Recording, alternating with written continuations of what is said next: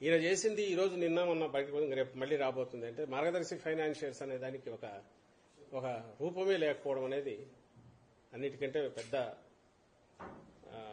అందరూ ఆశ్చర్యపోవాల్సిన దిగ్భ్రాంతి చెందే విషయం.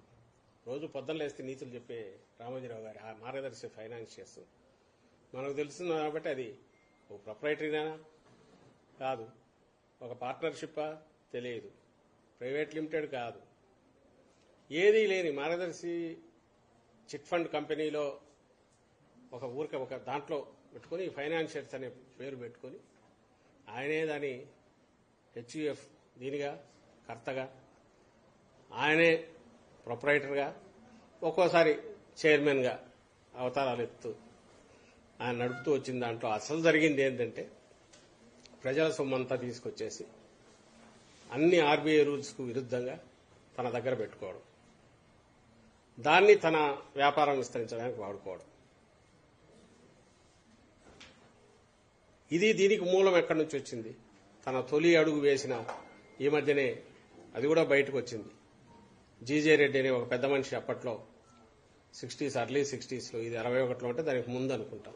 ఢిల్లీలో ఆయన అప్పట్లో పలుకుబడి కలిగిన వ్యక్తి. ఈయనకు ఉద్యోగం ఇస్తే అక్కడి నుంచి ఆయన సహాయంతో ఆయన షేర్లు ఉన్నాయి, దాని మీద అతని కొడుకు కూడా కేసు నడుపుతున్నట్టు రామోజీరావు గారి మీద ఆయన సపోర్ట్తో వచ్చి మార్గదర్శి చిట్ ఫండ్ పెట్టి ఇంకా అక్కడి నుంచి పెరుగుతూ వచ్చింది. అంటే ఆ రోజు ఎవరి సపోర్ట్తో అయితే జీజే రెడ్డి అనే వ్యక్తి సపోర్ట్తో పెట్టాడో వాళ్ళను కూడా తర్వాత రిజెక్ట్ చేశాడు. వాళ్ళ కొడుకులు వస్తే కూడా వాళ్ళని బెదిరించాడు. వాళ్ళు ఇప్పుడు కేసు నడుపుతున్నారు.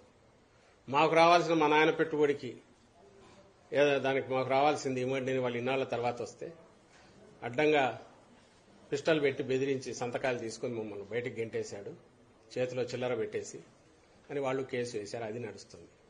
అంటే అక్కడ పునాది దగ్గర నుంచి అక్రమం, దాని తర్వాత ప్రజలకు సంబంధించినంత వరకు మోసం, చట్టాలకు సంబంధించి మొత్తం ఉల్లంఘన, ఏ చట్టం ఫాలో కాలేదు, ఓ రూపము ఏమీ లేని ఒక కంపెనీలు అనేవి పెట్టి కేవలం మీడియా ముసుగులో ఇంతకాలం రామోజీరావు గారు ఆడుతున్న నాటకం ఏదుందో అది పూర్తి బహుశా ఈ స్కామ్ తెర వెనక ఉండి రాజకీయాలు నడుపుతూ సమాజం మీద గ్రిప్ తెచ్చుకొని ఢిల్లీ వరకు పరపతి పెంచుకొని అదంతా కూడా ఒక గాలిబుడగా ఒక బెలూన్ లాంటిది ప్రజల సొమ్ము ఇచ్చేసుకుని అన్యాయంగా దారుణంగా అక్రమంగా ఎంత పెరిగాడనేది సమీప భవిష్యత్తులో ఈ తీర్పు వల్ల రేపు తెలంగాణ హైకోర్టు టేకప్ చేసి ఒక్కసారి ఓపెన్ చేసి డిపాజిట్లు ఎక్కడెక్కడ ఎవరెవరు పెట్టారు, ఎవరెవరికి వెనక్కి ఇచ్చినవి ఏంటివి, అసలు ఆ డబ్బు రూపంలో క్యాష్ రూపంలో ఎట్లా చేశారు, ఇవన్నీ కూడా బయటికి రాబోతున్నాయి.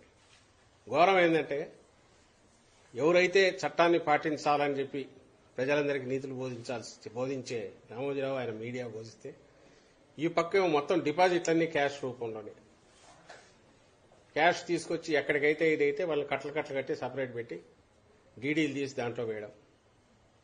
బ్లాక్ మనీ ఎంత బయట చేశారో తెలియదు, ఎవరెవరు చేశారో తెలియదు, ఖాతాదారుల పేర్లు ఉండవు. ఇవన్నీ ఇప్పుడు రాజశేఖర రెడ్డి గారిని ఎప్పుడు బయటకు వచ్చాయి.